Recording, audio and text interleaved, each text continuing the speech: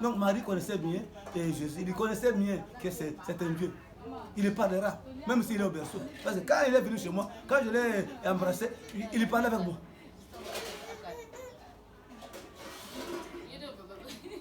Mais le bébé dit, je suis vraiment inspecteur d'Allah.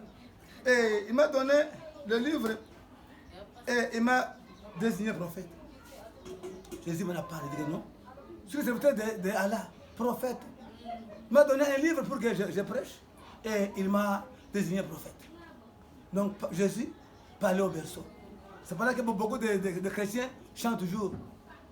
Jésus est Dieu, il parle au berceau. Jésus est Dieu, il parle au berceau. Jésus est Dieu, il parle au berceau. Mohamed dit, ne parlez pas au berceau. Mohamed dit, sourd et muet. Mohamed, sourd et muet. C'est-à-dire que donc, les chrétiens disent que non, Mohamed, le prophète Mohamed, il ne parlait pas au berceau. C'était un sourd et un muet. Il ne parlait pas, il va parler quoi? Il doit suivre le processus normal d'un homme. On passe maintenant à sourire à quel mois? On parle à quel mois? On marche à quatre pattes à quel mois? On peut se lever à quel mois? C'est que nous, ces messieurs ici, ces pauvres pécheurs, Mohamed a suivi. Mais Jésus parlait au berceau, comme on dit qu'il est Dieu. On ne peut pas l'apprendre à parler. C'est lui qui donne les gens le souffle à parler. Donc personne ne peut pas l'apprendre. Ni maman qui nous parlait. Papa. Joseph, tu ne sais pas. L'enfant peut parler de papa. Non. Lui, il m'a parlé ouvertement. Il dit que mon père m'a donné le livre. Il m'a désigné prophète. Oui. Ça c'est 30. Oui. Où que je sois, il m'a rendu béni. Il m'a rendu béni. Et il m'a recommandé, tant que j'ai vu, la prière et la zakat. Et la bonté envers ma mère. Non, la bonté envers sa mère. Donc Jésus passe maintenant à nous montrer dans la Bible et dans le Coran qu'il avait la bonté envers sa mère. Même à la fête de Cana, il avait obéi à ce que sa mère l'avait dit. Même à la mort, il y avait plusieurs femmes là. Mais seulement il a vu auprès d'elle Jésus, sa mère. Jésus a vu auprès d'elle Marie, sa mère. Et un disciple qui l'aimait. Il a dit, ma mère, femme, voilà ton fils. Fils, voilà ta mère. Or, il y avait tant de femmes là qui la suivaient. Mais il n'a pas dit qu'il n'a pas cherché, il n'a pas donné des demeures à d'autres femmes. C'est qu'à sa mère. Toi, tu es pasteur aujourd'hui, tu ignores ta mère. Tu es chez Alhaji, tu sacrifies ta mère. Tu es papa, maman, vous priez, mais vous sacrifiez, vous oubliez vos mères. Notre religion à nous, Jésus-Christ, c'est l'amour envers nos parents. Il n'y a pas de remplaçant de papa et maman. On peut remplacer les femmes et les hommes, mais la mère et le père sont irremplaçables. Ce sont les deux personnes qui ne peuvent pas changer.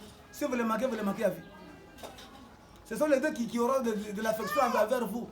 Et si tu es encore poli envers eux, cette affection ira jusqu'à la tombe. Même après la tombe, parfois le père ne peut pas même beaucoup traîner et il va mourir à cause du souci de son fils ou de sa fille. Amen. Et il m'a fait ni violence ni malheur. Il dit que ma mère et moi ne m'a fait ni violence ni malheur. Donc comment il parle de sa mère? Toi, quand on dit de parler de sa mère, toi tu instruis ta mère, parfois tu la gifles, parfois tu la voles, parfois tu vas la sacrifier dans votre loge mystico, diabolico, de francs-maçons, de maïkari, de cancars, de ce club, et qu'est-ce que j'ai encore? Ou dans votre sorcellerie comme tu es sorcier, pour avoir des jupes et des immeubles. Comme si au jour de ta mort, tu emporteras ça. Malheureux, tu iras nu, tu es venu nu, tu descendras nu. Tu vas tout laisser. Pauvre malheureux. Tu vois les gens où tu tues. Tu descendras sous sol, nu. Nous allons te demander, frère, papa, tu as laissé votre, tu as laissé votre compte bancaire? Jean-Paul là, Jean-Paul là où il est couché. Il n'a rien pris. Il n'a rien pris. Et que la paix soit sur moi le jour où je naquis et le jour où je mourrai. Et le jour où je serai ressuscité vivant. Mais ici, les musulmans disent que non, Jésus-Christ n'était pas mort à la croix. Il dit 3 choses après le jour où il est né, le jour où il mourra, le jour où il sera ressuscité vivant. Vous dites que non, Jésus n'était pas mort à la croix. Mais il dit que la paix soit le jour où il est né, le jour où il mourra, et le jour où il va ressusciter vivant.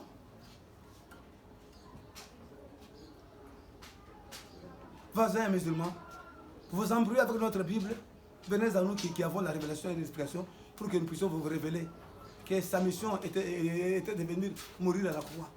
Ça, nous sommes qu'aux vidéo number 1. Là, on parle comment il est né. Comment le Coran confirme que oui, cet homme était Dieu. Tel est Issa, Jésus, fils de Marie, parole de vérité, dont il doutait. Non, Issa, parole de vérité. Donc Dieu a fait de Issa parole de vérité. Or, c'est lui qui est la parole de vérité, c'est Dieu. Voilà comment on l'appelle encore Dieu dans le Coran. Or, celui qui est la parole de vérité, c'est Dieu. On a fait de Issa parole de vérité.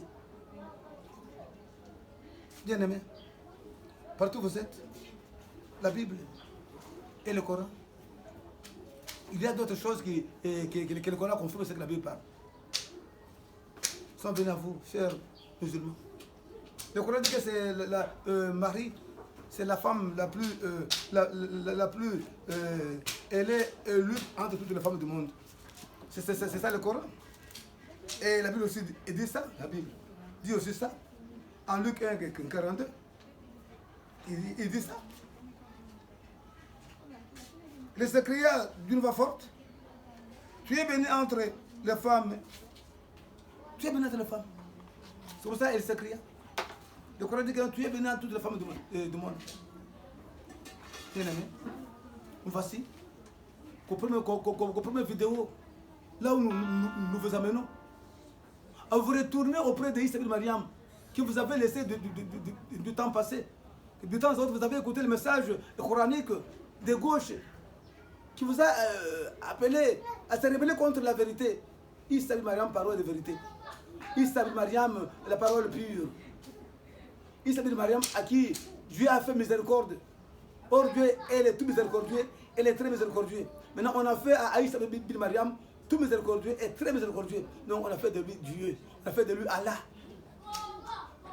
Vous, papa, vous avez chassé même ton fils parce que son fils a cru à Issa ibn Mariam. Maintenant, écoutez maintenant. Écoutez maintenant. Il n'est pas prophète comme Mahomet, non. Non. C'est le père des prophètes. C'est le père des apôtres. C'est le père des pasteurs, des évangélistes et des docteurs. C'est un docteur par excellence.